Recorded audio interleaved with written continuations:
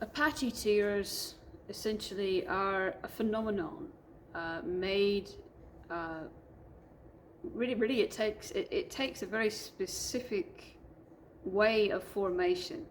It's obsidian, but Apache tear slash nature's tears it isn't just regular ordinary obsidian. It's obsidian that has literally formed its shape, its raw sort of tear-like or pod-like shape, by tumbling down a volcano as it's still cooling. So if you can imagine, a little piece of molten lava is starting to cool off, and as it's still cooling, as it's not completely solid yet, it's tumbling down an entire mountain volcano to make that formation.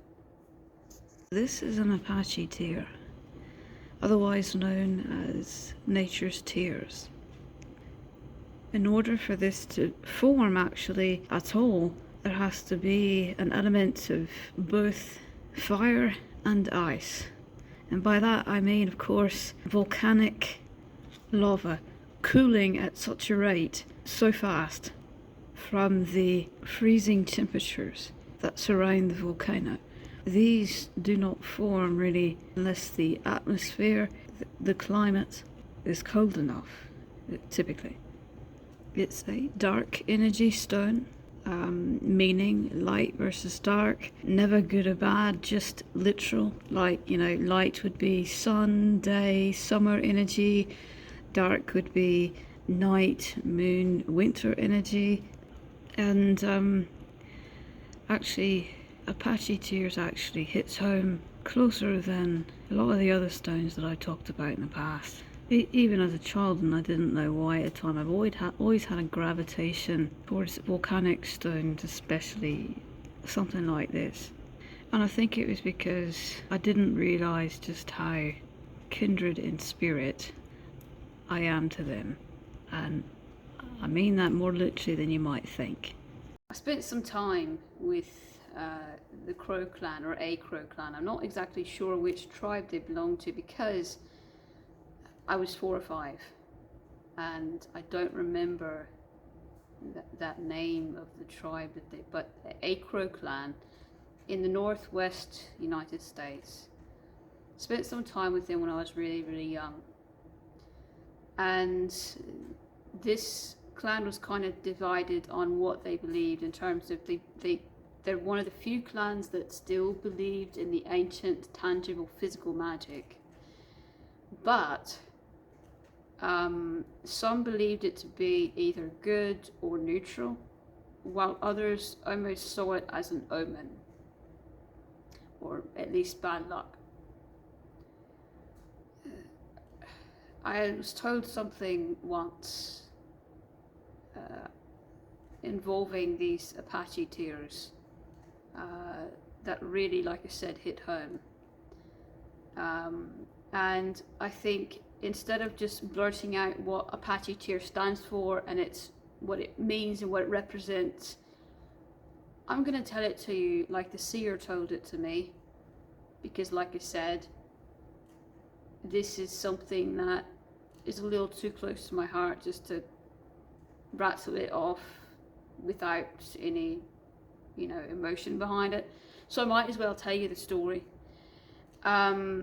So, like I said earlier in the day, one of the people that thought that type of magic to be bad luck, I guess, sensed something in me.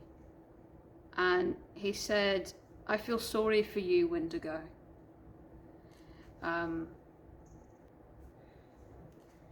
Being told that you should embrace who you are, but you should never. And he basically just kind of told me that what I was born as was basically an abomination, and that I shouldn't give in to who I really am. So minutes later, this seer that I had come to know as Walking Crow, he's a bit controversial in himself, because it's interesting, when he's being guided or hollow, he actually does phenomenal work, but when he's himself, he's a little self-centered, to say the least. He's a little selfish. His intentions are a little selfish sometimes. But like I said, the lad is probably one of the best seers I've ever known. So he had an incredible gift for seeing the truth in people, and for seeing also people's path that they're meant to take, and their future, and just all these sorts of things. So he came up to me with 2 or 3 at least, I think, Apache tears in his hand, and he said, "Do you know what these are?" I said, "No." He says, "You are this." Let me explain. You are an Apache tear. Apache tears are ancient beings. They are seeds of Mother Nature.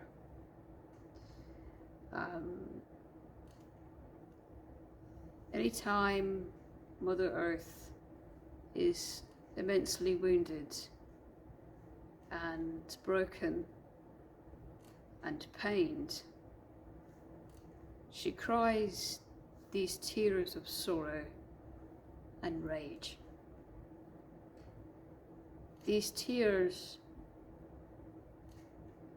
come from a volcano, an eruption of fire.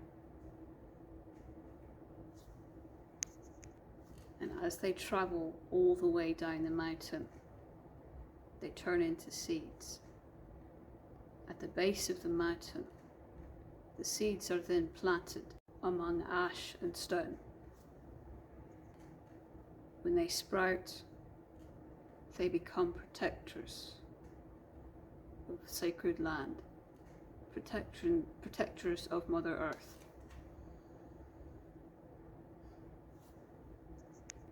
You are this. And he went on to tell me how that basically what I call a dark energy protector is not a bad thing. It's just a protector that rises from a different perspective. I had a lot of severe abuse growing up as a child. I lived with an Abrahamic cult-like family who saw that I was different, who most parents wouldn't even notice, but they were paranoid, saw that I had what Walking Crow would call medicine, what I would call magic within me. And they shunned me for it. A lot of things I shouldn't have even survived, the things that they did to me. I grew up full of rage, and I still have a lot of rage in me. And I also grew up with a lot of sorrow. The only reason why I was able to spend time with them at all was that we just recently moved there. And my father didn't have anyone to watch me. Walking Crow worked with my father and said, "I can watch her." So basically he didn't work but maybe a couple days a week at the place where my father worked, and the rest of the time, you know, basically there was all these other children. It was like kind of like a school, but like a native school, and he let me stay with all the other children in the school until my mother and father came to pick me up again. So anyway, but you don't need to know about that. I just figured you might think, well, how, why, you know, if your family is Abrahamic, so that kind of, you know, that's That's how and why. It taught me, a lot about the real totemic meaning and power of the stone. It taught me that this stone, basically is a reflection of how my own energy, essentially a reflection of myself. And it's a message saying it's all right to be different, it's all right to be you, even if everyone else around you, thinks otherwise. And use your own traumatic experiences and your own suffering, use that to rise above it and to make you stronger. Use that to learn from it. Use it to turn you into a warrior instead of a victim. It's a really powerful stone. But I will say that a lot of these stones, and we talk about this a lot in paganism, in any sort of indigenous belief, it's a very widely known belief in pretty much every indigenous culture I know to exist. I don't know all of them, but basically we believe that stones have a spirit inside them, just like me and you have a spirit inside us. They're not inanimate objects. They're basically ancestors is what we refer to them as, because they've been here for so long and they've seen so many things. But they're sort of like a sentient being. That's what we think them as. And like I said, you will laugh until you realize just how many indigenous beliefs say the same thing. That stones aren't just empty, that each stone has a spirit. And if you think about it, the way that stones form, they can grow. If you think about it, it's kind of on the borderline of, anyway, of something living versus not, because it can legit grow. There are crystal caves where a crystal will sprout and then like 16 other crystals will start to grow from the same crystal. And they just keep growing until somebody, knocks it off of the side of the cave. Kind of like cutting a plant, but I won't get into that. If you believe it, you do. If you don't, you don't. But a lot of these spirits, a lot of these stones, they don't want to be messed with. They'd rather be planted out in the forest than with you. So, you have to respect them. If the energy feels like it doesn't want to comply, or it doesn't want to, if something feels off-putting about it, if it feels defensive, it wants to be left alone, and you should take it back to the forest.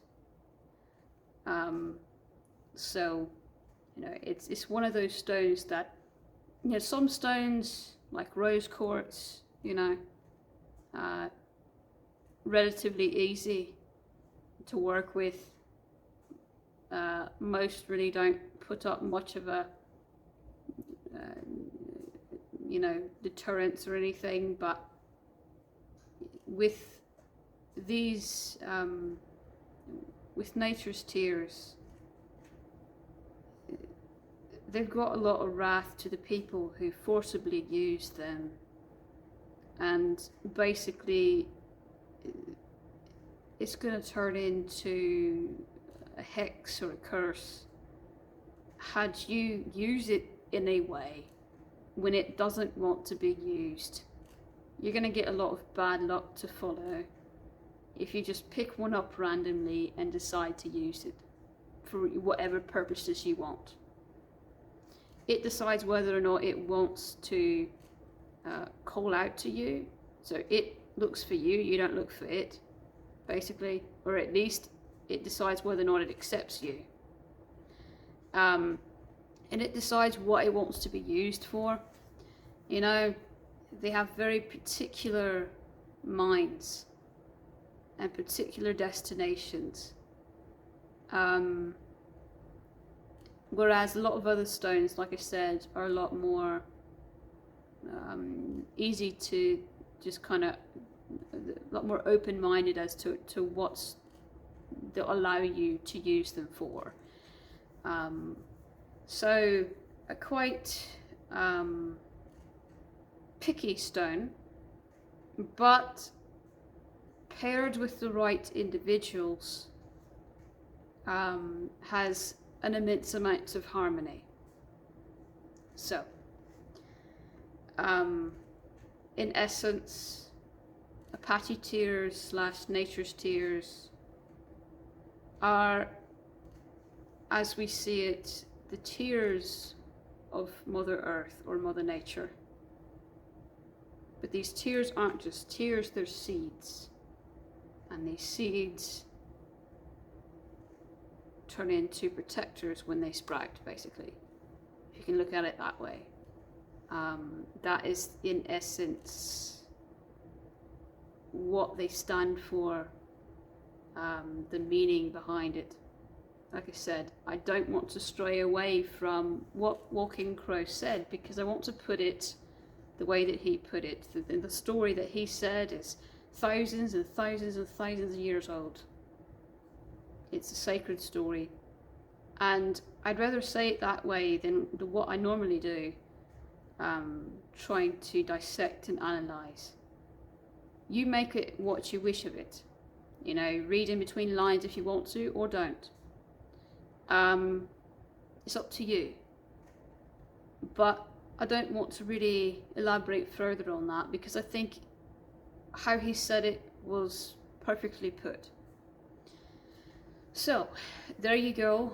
Apache tear, nature's tears. Now you know the truth. If someone's ever told you wrong, hopefully not though.